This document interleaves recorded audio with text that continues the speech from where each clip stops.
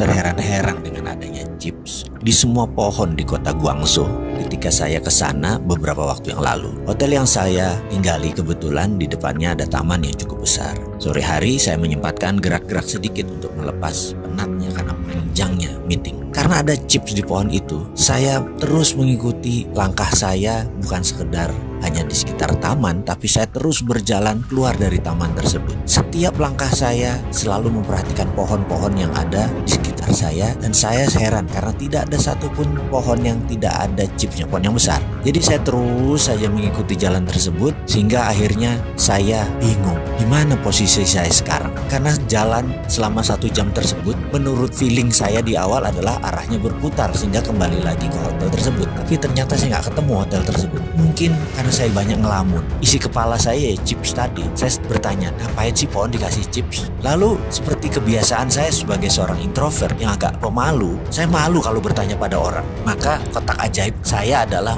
membuka Google Map sebagai solusi mencari jalan kalau saya lagi lost kayak saat itu. Saya pencet Google Map, yang terjadi adalah dia cuma muter-muter roaming. Saya baru sadar bahwa ternyata Google itu dikendalikan di Cina. Emangnya seperti di Indonesia search engine asing yang berkuasa. Kalau di Cina ya produk mereka sendiri yang berkuasa. Jadi karena saya nggak punya Baidu Map, ya sudah, akhirnya saya terpaksa tanya orang. Saya pun memilih bertanya kepada seseorang yang duduk di tepi jalan lagi sambil menikmati udara sore yang sejuk. Penampilannya kasual, dan saya pun bertanya, "Excuse me, could you please guide me to my hotel, the St. Regis? I'm sorry, I'm kind of lost," saya bilang.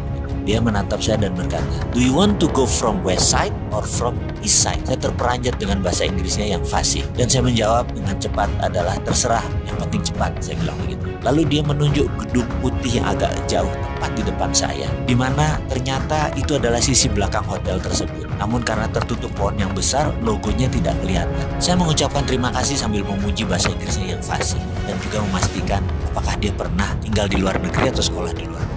Lalu dia menjawab, "I never been abroad, but a couple years ago, I have a business export to America. So I need to be able speaking their language by phone and email." "Nice," saya jawab singkat. Lalu kembali saya bertanya, "And how about now? Still in business?" Dia jawab sambil menegakkan posisi berdirinya jadi lurus. "Yes, I'm business in Africa. Africa is one of China future.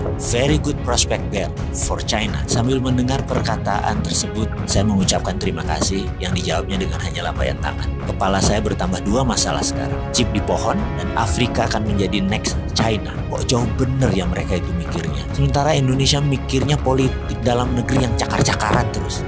Kapan ke Afrikanya?